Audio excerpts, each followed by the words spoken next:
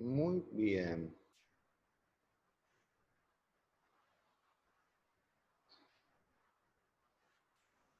A ver.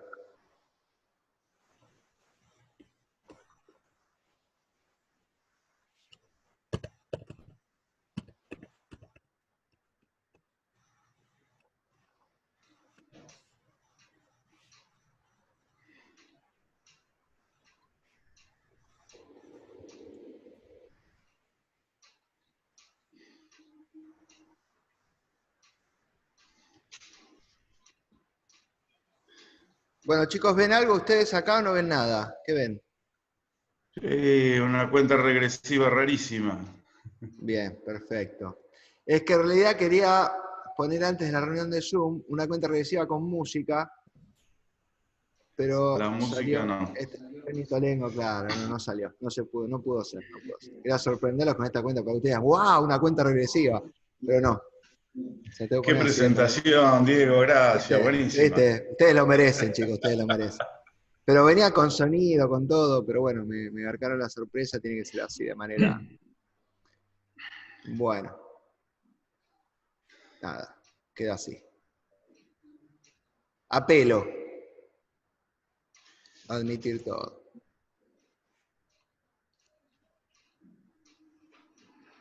Bueno, Néstor, viste qué presentación, ¿no? Al estilo Rocky Balboa, entrando al escenario. Ya Espectacular. tengo mi lápiz. Ah, no tengo. No te Ahí está. vemos. Tengo mi Ahora sí. lápiz acá. Esta vez voy a ¿Qué ver me falta, chicos? A si ver. me sale lo de grabarla. Gustavo, Damaris, Vane. Carla está acá, bien. Estamos todos, ¿no? ¿Qué me falta? Mari, Estela Maris, Bernadita Flor. Bueno, Néstor, Bien. creo que ya podés compartir la pantalla. A ver, ahora no te escucho, che. A ver, háblame, Néstor, por favor. ¿Me escuchás? Ahora me apareció en verde el compartir.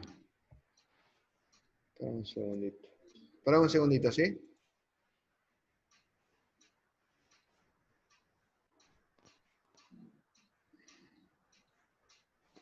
Ahí te volví a recuperar. Ahora te escucho, creo, Néstor. ¿Sí? ¿Lo ves? Sí, perfecto.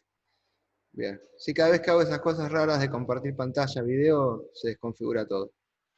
Bueno, déjame asegurarme que dos cosas. Primero, te estoy grabando bien. Segundo, que puedas compartir un participante a la vez. Ya estás habilitado. Muy linda la Perfecto. foto, Caro, tuya, ¿eh? Linda la foto nueva. De Caro Prenafeta. Bueno, a ver si arranca como debe. Ahí está. Esta va a ser una clase bastante más liviana que la anterior. Esto es más conceptual que otra cosa. Es para que se entienda qué parámetros se usan cuando digitalizamos señales y un poco el porqué de los números raros que aparecen a veces. Bueno, vamos a ver, procesamiento digital de señales en época de COVID. Estos serían los temas: números binarios, la conversión de analógica a digital, precisiones de muestreo y de medición y un ejemplo de promediaciones. Esto es el sistema de números binarios. Es un poco a título informativo, lo vamos a ver muy por encima, pero este es el tipo de numeración que manejan los procesadores, las computadoras. Todo sistema digital se maneja básicamente por numeración binaria. Eso es un solo valor, tiene un solo dígito que tiene dos valores posibles: 0 o 1, encendido o apagado, blanco o negro, no hay valores intermedios. Ahí tienen dibujada o sea, sería lo que se llama una numeración en base 2. Nosotros estamos acostumbrados a la numeración en base 10. Contamos de 0 a 9 y después agregamos un dígito. El sistema binario cuenta de 0 a 1 y después necesita agregar un dígito, que va a valer 2. Ahí está hecha la tabla de conversión. Si todos esos 10 dígitos que hay ahí estuvieran puestos en 1, en los cuadros de abajo vemos el valor de cada uno en cuanto a números pasados a decimales, ¿sí? O sea, el primer dígito va a valer 1, el segundo 2, 4, y así se van duplicando. Esto lo llamamos valor o peso del bit. Acá tenemos un ejemplo. Si yo quiero escribir el número 5 en binario, voy a usar un 1 en el primer bit y un 1 en el tercero. Todos los demás quedan en 0. Entonces esto en binario se escribe 1, 0, 1, seguido de ceros porque el número no tiene ningún valor más. Vamos a razonarlo con un número más grande. El número 154. No hay un valor binario de 154, el más próximo es 128. Falta la diferencia, 26. Como no hay 26, tomo el binario 16. Y el resto van a ser 10 más, que van a ser 8 más 2. O sea, 2 más 8 más 16 más 128 da 154. ¿Y cómo se escribe binariamente? 0101100100. El concepto es muy sencillo, los números binarios son muy difíciles de leer en binario, de hecho hay códigos intermedios para poder manejarse en otras bases, pero esa es la real y única forma en que los procesadores hacen cálculo, guardan información. Cuando nosotros guardamos una información, sea un texto, un dato, una imagen, una foto, cualquier cosa, estamos guardando unos y ceros en una memoria. Con palabras, longitud de palabras sería el cuántos bits tiene, más grandes o más chicos, pero siempre en definitiva se están guardando unos y ceros. Hago un comentario sobre lo previo. Se escucha hablar de bits y de bytes. Son dos cosas que suenan parecido. Un bit es un número, es ese que puede ser 1 o 0. El byte es la cantidad de bits que forma lo que nosotros llamamos una palabra, ¿sí? Pueden ser 8, 10, 12, 16, muchísimo. Hoy día se usan palabras de hasta 128 bytes, que pueden generar números grandísimos. Se usan sobre todo para cálculo. Vamos a entrar en lo que es digitalización de señal. La finalidad es poder guardar una señal en formato digital para poder guardarla, recuperarla o hacer operaciones con ella en el momento que queramos. En lo que concierne a la utilidad en las señales biológicas, permite congelar una pantalla. O sea, las señales biológicas en general son eventos únicos. Aunque se repitan, no son exactamente iguales. Ni siquiera los pulsos cardíacos son exactamente iguales. Entonces, uno puede tomar un evento y congelarlo para poder después analizarlo, mirándolo, haciendo comparaciones, haciendo procesos de cálculo, si se quiere. También se usa para promediar señales, como estábamos hablando hace un rato, de los potenciales somato, que eso lo vamos a ver más adelante, ¿sí? ¿Cuál es el concepto de la señal analógica? Es una magnitud que varía en forma continua a través del tiempo. O sea, no hay puntos vacíos. Si nosotros pudiéramos hacer mínimas divisiones infinitesimales en tiempo, siempre vamos a tener valores contiguos. No hay huecos entre valores. Pongo magnitudes porque en realidad nosotros generalmente medimos algún tipo de voltaje, pero variaciones analógicas hay de casi cualquier cosa, o sea, de temperatura, de presión, de corriente, de tensión, de presión, de viento, o sea, todas esas son variaciones analógicas porque progresan como un continuo en el tiempo, ¿sí? Una señal digitalizada. Eso es el proceso de tomar muestras de señal cada cierto tiempo. O sea, yo, por ejemplo, si mido la variación de la temperatura, no necesito ver todos los instante por instante la temperatura porque no varía tan rápido. Entonces la tomo cada medio minuto. La temperatura varía lentamente y esa velocidad de toma de muestras me sirve para darme un panorama de cómo es la variación. Si la señal es más rápida, necesito intervalos de tiempo más cortos, ¿sí? El proceso consiste en tomar muestras de un valor numérico para un instante del tiempo, lo que se llama una muestra instantánea, y guardarlas en forma correlativa.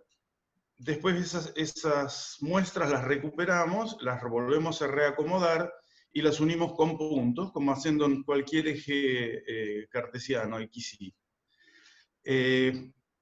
A mayor muestras que tomemos por unidad de tiempo, más precisa va a ser la reconstrucción de la señal. Porque si yo entre una muestra y otra tengo una variación continua, la recta que dibuje entre las dos la va a representar bien. Pero si hubo variaciones intermedias, no, me van a faltar esas informaciones. Hay un teorema de Nyquist-Shannon, que es el que estudió el tema de cómo muestrear señales y hacer su reproductibilidad lo más económica posible en cuanto a recursos. Esto viene de cuando las computadoras eran muy poco poderosas en cuanto a cálculo y almacenamiento, entonces había que extremar el ahorro de todo, ¿no es cierto? Había memorias chicas, procesadores lentos. El enunciado es que cualquier frecuencia puede ser reconstruida con una frecuencia de muestreo del doble de la frecuencia máxima de la señal. Por poner un número, si mi frecuencia máxima va a ser de 100 ciclos, la puedo reconstruir muestreando a 200 ciclos. Lo cual es matemáticamente correcto, según Nyquist cierto, pero para nosotros nos sirve de poco, porque eso nos va a permitir recuperar la frecuencia, pero no la forma de la onda que hay entre medio, ¿sí? La buena calidad de reconstrucción es por lo menos 4 veces la frecuencia máxima de la señal. Esto es especialmente importante cuando las frecuencias son muy variables, cuando tenemos ondas lentas que tienen variaciones rápidas superpuestas, por ejemplo, cosa que se da en señales biológicas. Una de las consecuencias del teorema de Nyquist es lo que se llama efecto de aliasing. Si nosotros muestreamos por debajo de la frecuencia mínima que determinada por Nyquist, vamos a empezar a perder componentes esenciales. ¿Por qué? Por lo que yo explicaba antes de muestrear temperatura o cosas más rápidas. Cuando hacemos la línea que une un punto con el siguiente, perdimos un montón de información. Después vamos a ver un ejemplo gráfico donde se ve muy claramente eso. Lo otro que se utiliza en muestreo de señales es lo que se llama oversampling, que en realidad traducido sería sobremuestreo, pero en realidad es mentira, porque lo que uno hace es que cuando quiere tener una visión más linda de lo que reconstruye, y esos puntos, las rectas que unen los puntos están muy separadas, se generan puntos intermedios matemáticamente, teniendo en cuenta dónde están dos puntos contiguos y cuál es la tendencia del punto anterior y siguiente. Entonces me permite imaginarme que el valor medio estaría en algún punto del eje X intermedio a las dos muestras que tengo, y eso lo único que me da en realidad es una mejor visualización. No mejoro, las muestras que están. La otra la invento yo donde me parece que puede estar. Es una forma de visualizar mejor, pero no mejora la precisión de la imagen que se capturó. Las herramientas para hacer la conversión. Se usan unos circuitos integrados, unos dispositivos electrónicos que se llaman conversores analógico-digitales o AD generalmente. Es un circuito específico que tiene un sistema que tiene una entrada analógica, donde conectamos la señal que queremos muestrear, y una salida en binario, de diferente cantidad de bits, según la precisión del conversor, y después tiene una patita por donde uno le pone un pulsito en el momento que quiere que tome la muestra, que se lo llama reloj o clock, es, digamos, la salida está continuamente convirtiendo a números la señal analógica, y en el momento que yo le doy un pulsito lo congela y lo guarda en una memoria. Esa fue mi muestra instantánea, ¿sí? Por ejemplo, un conversor de 10 bits, como el ejemplo que vimos de numeración binaria, nos da un rango de 1024 valores posibles. O sea, yo la señal desde el mínimo hasta el máximo que se puede convertir, la puedo dividir en 1024 números chiquitos. Uno de 8 bits solo podría dividirlo en 256 números, lo cual nos da intervalos mucho más grandes. O sea, la precisión de lectura en cuanto a los valores de magnitud de la señal que estemos convirtiendo, va a depender mucho de la precisión del conversor en cuanto a la cantidad de bits que uses. Lo más frecuente son los conversores de 8, 12 o 16 bits. Y ahí en la tablita está la cantidad, la precisión, digamos, de valores que nos va a dar. 255, 4096 o 65.536. Fíjense cómo cambia con el doble de líneas de datos, pasamos de 255 a más de 65.000. Esa es la 16 bits, es la precisión de conversión de colores de la mayoría de las pantallas que se usan ahora en monitores. Vamos a imaginar una señal de 1 milivoltio, o sea, 1000 microvoltios. Si yo la convierto con 8 bits, mi mejor precisión va a ser de 3,9 microvoltios. Si la convierto con 12, va a ser de 0,24 microvoltios. O sea, mucho mejor. Y si la convierto con 16, va a ser de 0,017. O sea, es 23 veces más precisa que una conversión de 255, de la de 8 bits. Los de 8 bits son los conversores más comunes y que se usan cuando uno necesita bajas resoluciones. En general, ahora en señales biológicas se están usando 10 o 12 bits y dan una buena relación de señales.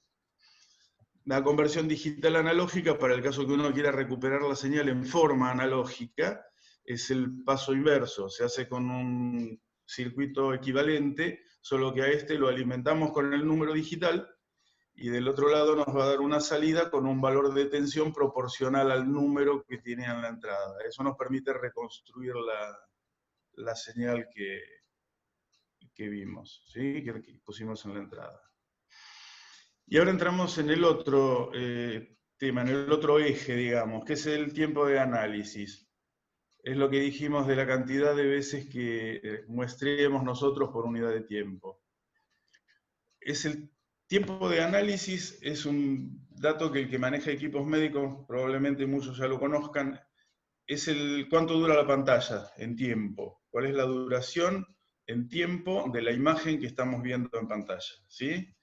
En algunos equipos, sobre todo los que usan osciloscopio, vienen derivados de osciloscopio, usa todavía el tiempo por división de pantalla o base de tiempo, que nos dice el tiempo de muestra en cada división, que generalmente son 10, de la pantalla. O sea, tiempo de análisis, por ejemplo, 300 milisegundos, equivale a una base de tiempo de 30 milisegundos por división, en una pantalla de 10 divisiones. Hoy día se usa mucho el tiempo de análisis, sobre todo porque las pantallas de monitor en general no tienen una cantidad de divisiones definida como se la había en los osciloscopios. La captura se inicia, o sea, el inicio de la captura del principio de la pantalla se inicia con un pulso de disparo o trigger, que puede ser, y generalmente es en lo que nosotros usamos, algún tipo de estímulo, que es lo que vamos a hacer en los potenciales, o lo que se hace cuando se hace la medición de velocidad motora. Bueno, obviamente el tiempo que se selecciona va a depender de la señal que querramos ver. Tiene que haber una relación entre el tiempo que dura la señal y el tiempo que vamos a presentar en pantalla. Esto es un diagrama muy básico en bloques para que tengan una idea de lo que eran los sistemas del que hablamos. Acá tenemos la señal analógica que entra, un amplificadorcito para separarla, y el conversor, que tiene una entrada donde entra la señal analógica y las líneas de datos binarios, donde salen los unos y ceros, que nos dan el valor binario equivalente a la magnitud de entrada. Acá podemos tener cualquier cosa, memoria, podemos hacer cuentas, procesos, promedios, el tipo de proceso que uno quiera hacer con la señal. Y después la vamos a poner en el conversor digital analógico, que hace el proceso inverso, de recibir los valores numéricos y convertirlos en una señal de salida que al variar en el tiempo nos reconstruye la señal que tuvimos a la entrada. Todo eso se maneja con este sistemita de acá abajo, que recibe el pulso de trigger y después genera una frecuencia de repetición de lecturas, que es ese tiempo entre muestras que tanto nos interesa para tener una reconstrucción buena de la señal. Este sería el mismo sistema, pero aplicado a lo que nosotros estamos más habituados de ver, que es reemplazar la conversión, recuperar una señal analógica a comunicarla con una computadora. Esto sería un módulo de conversión a algún tipo de comunicación de bus de computadora. Puede ser USB, puede ser RC232, serie. Hay muchas variantes de buses de conexión y de protocolos que se llaman de conexión. En general ahora todos son en serie para usar pocos cables, porque si no un conversor de 16 bits requeriría de como 20 cables, y eso hoy día se puede comunicar por un puerto USB de nada, de cuatro conexiones. Pero básicamente este módulo va a depender del tipo de comunicación que querramos. La parte anterior, la conversión, el sistema de oscilador con disparo y el paso de memoria, va a ser prácticamente común a cualquier sistema de digitalización de señales que querramos hacer. Ahora vamos a ir viendo el detalle. Este sería un potencial evocado visual típico, más o menos, con sus tiempos marcados, ¿no es cierto? Vamos a ponerle parámetros. Tiempo de análisis de 300 milisegundos, yo lo dividí en secciones de a 30 milisegundos, y vamos a suponer, aunque no lo vamos a usar en el ejemplo, una precisión de muestras de 1024, o sea, desde el punto inferior de la pantalla hasta el punto límite superior, puedo tomar 1024 valores, o sea que las señales obviamente van a tener menos cantidad. Voy a tener una señal de normalmente 600, 700 valores, en este caso. Ahora, vamos a ir muestreándola la señal, a tomar muestras a lo largo del tiempo. Estoy tomando 10 muestras, o sea, una muestra por división, una muestra cada 30 milisegundos sería. Ahí no se ve muy bien, pero acá los tenemos divididos. Los puntos rojos en el medio indican el instante en que yo tomé cada muestra, ¿sí? Y lo rojo es la reconstrucción que yo podría hacer con esa cantidad de muestras de la señal. La verdad que es bastante pobre, ¿no? Mucho no vamos a poder ver ahí. Así que vamos a duplicarlo. Ahora vamos a tomar 2 muestras por división. Tenemos eso. Ahí están los puntos y la curva. Se parece un poco más, pero igual, si se fijan, yo dejé las marcas de las lecturas de tiempo originales.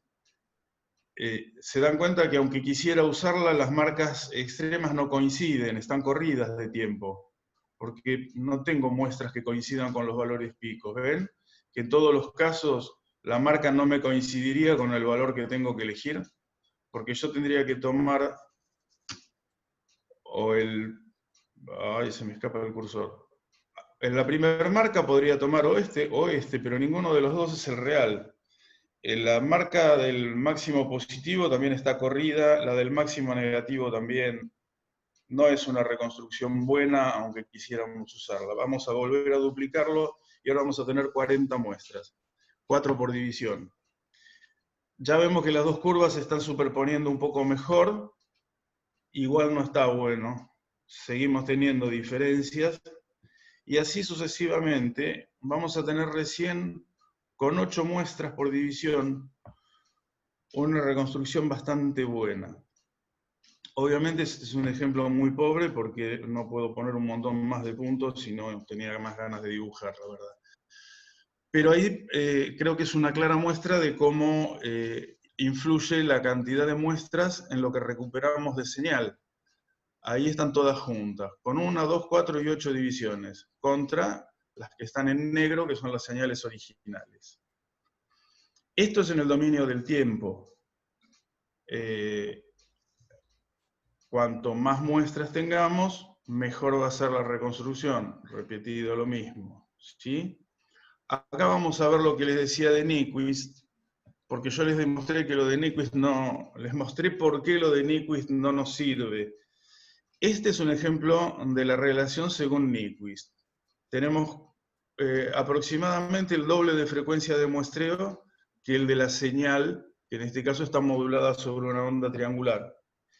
Fíjense que en el inicio de la curva, esta reconstrucción, igual que en esta última parte, es bastante pobre, pero yo acá podría contar la frecuencia, y es cierto, la frecuencia la puedo recuperar, lo que no puedo estar seguro es de qué forma tenía. Eso es muy poco útil para lo que a nosotros nos interesa ver de una señal biológica. Ahora vamos a ver propiamente el efecto de aliasing, o sea, la pérdida cuando la frecuencia que muestreamos está muy por encima de la frecuencia mínima que requiere Nyquist. Fíjense que en la pendiente de subida la frecuencia alta desapareció por completo. Cuando baja tengo una frecuencia, pero que tampoco es la original, no hay forma de reconstruirlo. Yo puedo reconstruir la envolvente. ¿Por qué? Porque es mucho más lenta que la frecuencia del muestreo. Pero si a mí me interesa realmente ver la frecuencia alta que tengo superpuesta, no se podría, no hay forma de recuperarlo. Este es el ejemplo de lo que me permite hacer Nyquist. No, a ver.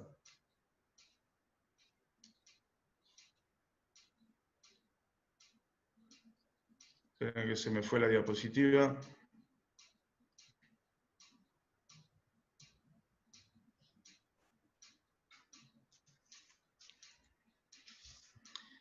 El de arriba es el ejemplo de lo que me permiten hacer siguiendo lo que pide Nyquist, y este es el ejemplo de no hacerlo, ¿sí? Claramente nosotros tenemos que estar por encima de cualquiera de esas dos posibilidades. Ahora, la precisión de la conversión tiene que tener una relación. ¿Por qué? Yo les mostré cómo se pierden precisión si tomamos pocas muestras en el eje del tiempo. Pero si tomamos pocas muestras en el eje X, en el de las magnitudes, nos va a pasar lo mismo. O sea, si yo tomo un montón de muestras a lo largo del tiempo, tomo 100 veces por encima de la frecuencia que queremos ver, pero la tomo en 8 bits, con 255 valores nada más posibles, lo único que voy a tener son un montón de muestras continuas del mismo valor, y voy a tener una pérdida, pero por el otro eje, por el de la precisión de la medición. Entonces, hay que guardar una relación entre la precisión de la conversión analógico-digital y la cantidad de muestras que se tomen, porque una sin la otra no tiene ningún sentido. O pierdo precisión en el eje del tiempo, o pierdo precisión en el de la amplitud, pero de cualquiera de las dos formas la reconstrucción va a ser mala, ¿sí? O va a tener saltos en el eje del tiempo, o va a tener saltos en el eje de amplitudes, pero tiene que haber forzosamente una relación. Y otra relación que hay que mantener es tener en cuenta qué muestreo hago, o sea, qué precisión de señal obtengo, en función de dónde la voy a mirar, porque si yo no voy a tener una precisión mayor en la reconstrucción que la que me dé el display que estoy usando para verla. Si yo voy a usar un display de poca resolución, nunca voy a poder ver resoluciones mayores que la del display. En realidad esos son todos los casos, pero quiero decir, yo con un display de baja resolución puedo tener imágenes que tienen más puntos de los que yo puedo ver en el display. Si yo agarro una pantalla, un display de 800 por 600, por ejemplo, y tengo una muestra que tiene 1200 muestras a lo largo, 1200 por 1200, nunca voy a poder verla con precisión porque el display tiene menos precisión que la muestra, ¿se entiende? Ese es el concepto. Si bien es cierto que uno puede guardarlas, puede usar la precisión para hacer cálculos, para otras cosas, la realidad es que, de vuelta, hay que tener una relación entre una cosa y la otra, porque si no, no tiene mucho sentido. Bueno, después en todo caso hacemos, si queda tiempo, una vueltita de preguntas. Vamos a ver la promediación. Para hacer una promediación de la señal adquirida se promedian los valores instantáneos que se midieron para cada muestra. O sea, esto implica que yo voy a tomar un montón de muestras de lo mismo y después voy punto por punto a hacer el promedio. O sea, es el promedio que todos conocemos. Sumamos una cantidad de valores y lo dividimos por la cantidad de valores. Es un poco ese chiste de que es la estadística, ¿no? Que si una persona se comió 2 pollos y otra no comió nada, por estadística se comieron un pollo cada una. Esto es más o menos lo mismo y es lo que buscamos hacer. Cada valor instantáneo del promedio va a ser el promedio de todas las lecturas tomadas para ese mismo punto de medición en el tiempo, ¿sí? O sea que si tengo 1024 datos en el eje de tiempo, voy a tener 1024 promedios, uno para cada punto de esa imagen.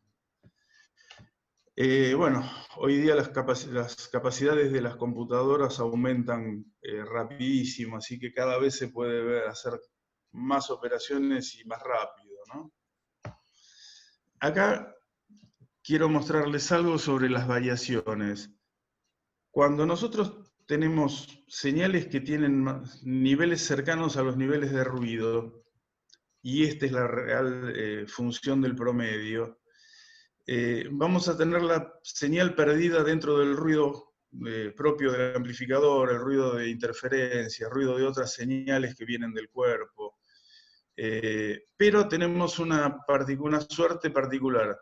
Esas variaciones aleatorias tienden a convertirse en cero cuando las promediamos, porque van hacia arriba y hacia abajo, nunca se repiten los valores.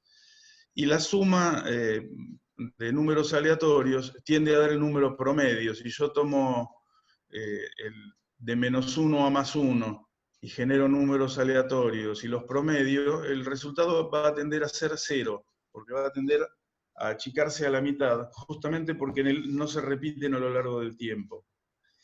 Si eso yo lo uso en los promedios, cuando no haya señales repetitivas, la señal va a tender a convertirse en 0. Pero donde sí hay señales repetitivas, van a tender a darme un valor parecido a la señal que se repite.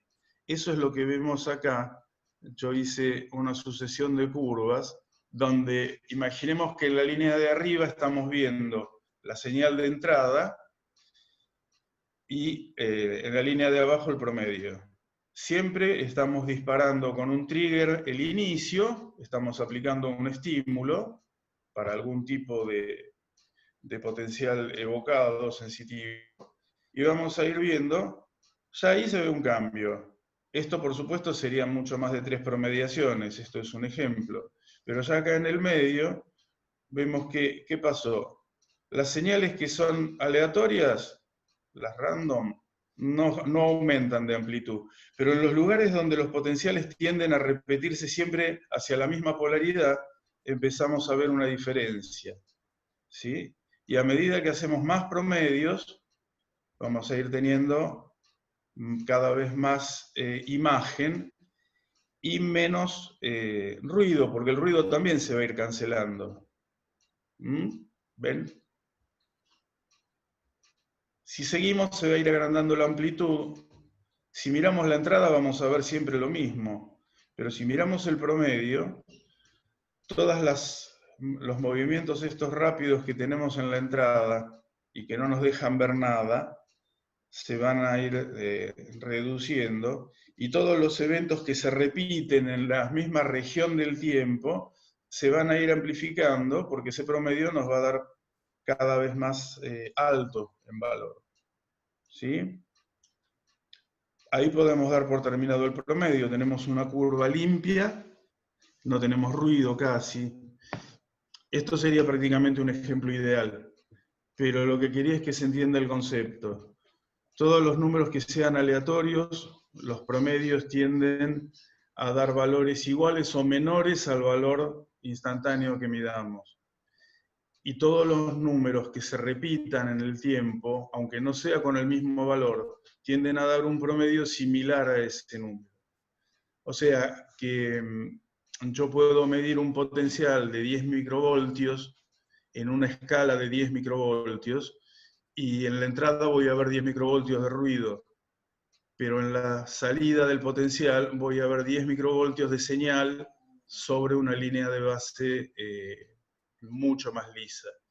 Por supuesto, esto es lo ideal, siempre ahí al principio del tiempo de análisis vamos a tener un artefacto de estímulo, siempre vamos a tener un poco de ruido y siempre vamos a tener una pendiente porque no va a aparecer exactamente sobre el eje horizontal, pero básicamente ese es el funcionamiento y eso es lo que nos permite obtener curvas donde se puedan repetir, porque lo importante de los potenciales es poder replicarlos, o sea, cuando uno hace un potencial evocado siempre lo repite y tiene que poder obtener una curva similar con los mismos puntos de medición.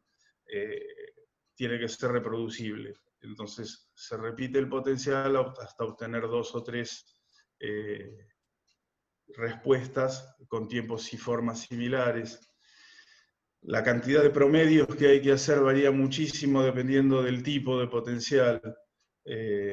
Los potenciales auditivos requieren bastante cantidad de promedios, los visuales muchos menos.